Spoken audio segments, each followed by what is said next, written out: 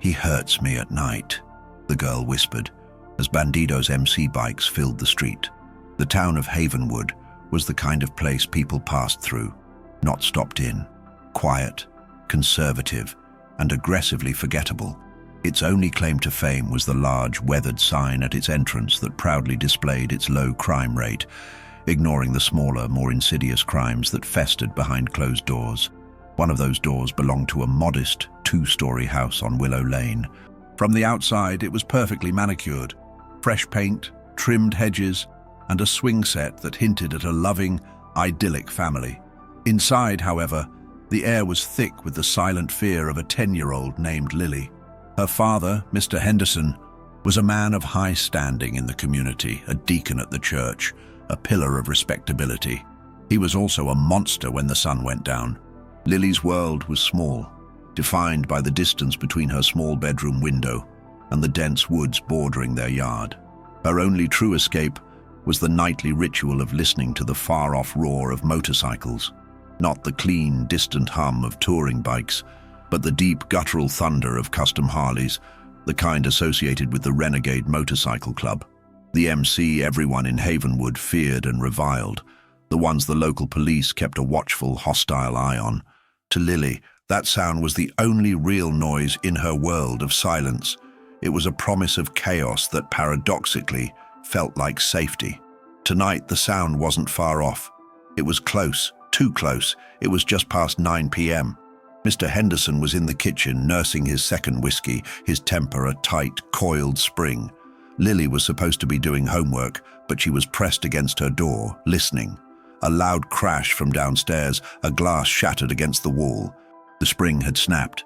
"Lily, get down here!" His voice was a cold blade. Lily squeezed her eyes shut, a small, desperate whimper escaping her lips. She scrambled to her window, looking for any sign of escape, but the distance to the ground was too great. Suddenly, the world outside her window changed. The distant rumble had become a tremor. It was the sound of a dozen powerful engines idling, their exhaust pipes spitting smoke onto Willow Lane. A thick formation of custom motorcycles, black and chrome gleaming ominously under the streetlights, had stopped directly in front of the Henderson house. The men who dismounted were everything Havenwood feared. Leather vests bearing the hated Renegade MC patch, long hair, beards, tattoos that told stories the town didn't want to hear. They moved with a casual, intimidating efficiency. Leading them was a giant of a man known only as Grizz. Grizz was the club's president. His face was a roadmap of hard living, but his eyes, often mistaken for ice, were currently fixed on the seemingly serene house. Beside him was Doc, the club's vice president, a quiet, sharp man who rarely spoke but always acted with precision. They hadn't arrived by chance. Earlier that day, an anonymous, trembling voice had reached Doc via a burner phone, providing a frantic, vague tip about a child in distress on Willow Lane. They didn't trust the police to handle sensitive matters, especially involving local elites. The MC had its own code, its own network, and its own ironclad rule: protect the innocent, especially the children. "No sudden moves, boys," Grizz rumbled, his voice low enough to be a growl. "We assess the situation first, but we don't leave until that girl is safe. Understood?" A chorus of deep affirmations came from the surrounding men. They knew the risk. Havenwood PD would be on them like flies on honey, eager for an excuse to throw the book at the infamous renegades. Inside the house, Mr. Henderson was halfway up the stairs, rage contorting his face. He heard the sudden, overwhelming roar of the bikes, pausing momentarily. "What in the—" he began, confusion briefly eclipsing his fury. Lily, still frozen by her window, watched as Grizz and Doc marched up the pristine walkway. They didn't knock. Grizz kicked the front door open with a single deafening crash. The sound echoed through the entire neighborhood. In the hallway, Mr. Henderson froze, momentarily stunned by the sight of the Renegade MC president standing in his foyer. "You've got the wrong house, scum! Get out of here before I call the police!" Henderson roared, trying to sound authoritative, but his voice cracked with genuine terror. He knew who these men were, and they weren't looking for a donation drive. Grizz didn't even acknowledge the man's panic. He simply looked past him, his eyes scanning the staircase. "We're not leaving until we speak to Lily Henderson," he stated, his voice a low, gravelly promise. Henderson quickly regained his composure, his sense of entitlement warring with his fear. "My daughter is fine. She's asleep. This is harassment. You will all pay for this." Upstairs, Lily saw the break in the tension. The door was open. The sound of the bikes was a shield. She ran down the hallway, ignoring her father's shouts. She flew past him, straight toward the imposing figure of Grizz. She stopped at his massive leather-clad leg. She didn't look up at his face. She simply grabbed the side of his vest, burying her small face in the hard, rough leather. "He hurts me at night," she whispered, the words barely audible over the thumping idle of the motorcycles outside, but loud enough to silence Mr. Henderson's sputtering rage. Grizz gently placed his huge gloved hand on the back of her head, a gesture of unexpected tenderness. He looked at Mr. Henderson, whose face had gone from red rage to ghostly white realization. The game was over. "Doc, get the girl," Grizz ordered, his voice now devoid of any warmth, carrying only the cold weight of absolute judgment. Doc knelt, offering his hand to Lily. She took it instantly. She trusted the giant men with the roar of the engines more than the quiet man who pretended to be her father. Henderson tried one last, desperate move. "You can't just take her. This is illegal. You're kidnappers." Grizz didn't flinch. He took one heavy step toward the man, his shadow engulfing Henderson. "We're not the law, Deacon. We're just the consequence," Grizz said, his voice dropping to a dangerous whisper. "And we know how to protect what's ours." Doc was already leading Lily out the shattered front door. As she passed the ranks of the Renegade MC, the men stood silent, their faces stern and focused. When Doc carefully helped Lily onto the back of his bike, she didn't look back at the house. She looked at the road ahead, where the MC was about to ride out, taking her to safety. The rumble of the bikes intensified. The town of Havenwood was about to learn that sometimes the true angels wear leather, ride Harleys, and belong to the club everyone calls the devil. Grizz turned his gaze back to Mr. Henderson, who was now utterly defeated, knowing his perfect life had just been shattered by the roar of the renegades. Grizz stared down the defeated figure of Mr. Henderson. The man was a study in ruined respectability, the expensive polish of his life beginning to crack under the cold, silent scrutiny of the outlaw biker. The sounds of the street, the insistent, rhythmic idle of the renegade bikes, and the distant wail of a siren pressed in on the scene. "You hurt that child," Grizz stated, his voice flat and heavy, not a question, but a final verdict. "That's the kind of thing that doesn't get fixed with a courtroom and a slap on the wrist. That's the kind of thing that the world outside this cozy little town handles differently." Henderson, his face slack with fear, tried to rally. "I told you, she's my daughter. This is domestic. You have no right." "We have every right when the law fails," Grizz retorted, taking another menacing step. "Your reputation kept the cops blind and the church silent. But out here, there's another justice system, one that answers to the pain of a child." Grizz knew they had mere moments before the Havenwood PD arrived, and he wasn't going to waste them on violence, not now that Lily was safe. Their mission was extraction, not vengeance. Vengeance could wait, and sometimes letting a predator stew in their own ruin was a sharper punishment. "The girl is gone.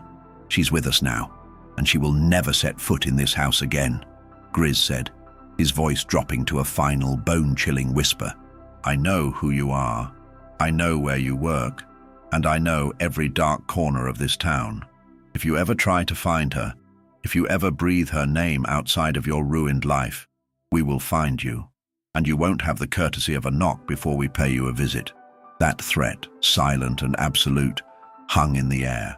Henderson didn't need to be told twice. He saw the cold, murderous promise in the biker's eyes. Grizz turned his back on the Deacon, a gesture of profound dismissal. He walked out of the shattered door and onto the porch. Doc was already halfway down Willow Lane, Lily perched securely in front of him, clutching his vest. She looked small, but noticeably calmer, her fear replaced by a wide-eyed curiosity about the world of chrome and leather that had swallowed her up. The rest of the Renegade MC were waiting in formation. They didn't use their horns or shout triumphant cheers. They simply watched as Grizz swung his leg over his own massive bike. He looked briefly at the neighbors, who were peeking out of their windows, their faces a mixture of horror and morbid curiosity. They had feared the outlaw club for years, branding them as devils. But tonight, those devils had broken into a respectable home and rescued a child from the community's quiet, esteemed villain. It was a paradox that would shatter the town's carefully crafted silence. The siren was close now, flashing blue and red lights visible down the street. Time to move. Grizz ignited his engine. The sound was a magnificent, arrogant roar, a declaration of defiance and victory. He didn't look back at the flashing lights.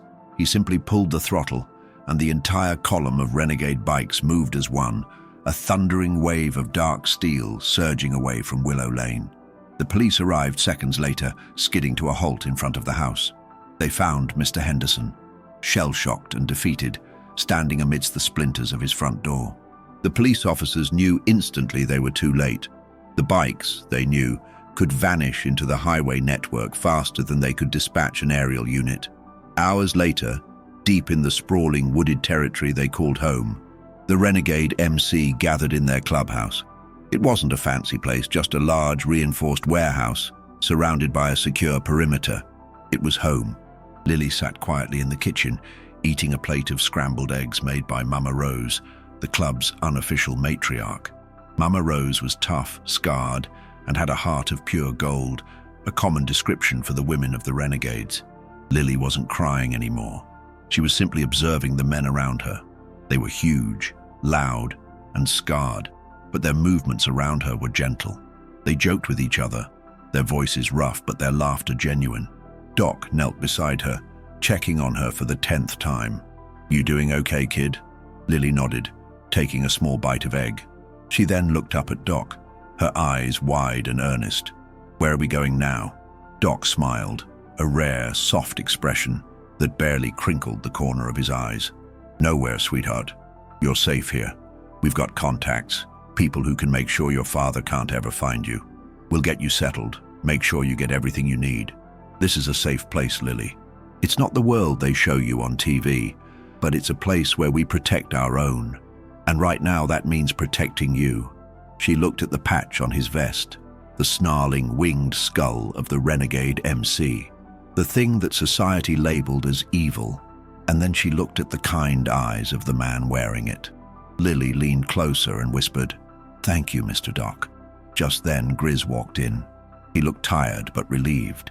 He saw Lily, and his massive frame seemed to relax. He walked over to the kitchen table, not sitting, but resting his hands on the rough wood. "You got a good night's sleep, kid?" he asked, his voice softer than she thought possible. Lily nodded again, a shy smile finally breaking through her fear. "Yes." It was quiet. No more hurting. Grizz looked at Doc, a silent communication passing between the two men. They had done the right thing, the necessary thing. "Good," Grizz stated, a grunt that was more of a blessing than a word. "Because that's what we do. We protect what's ours." He then addressed the room, his voice returning to its normal, booming volume.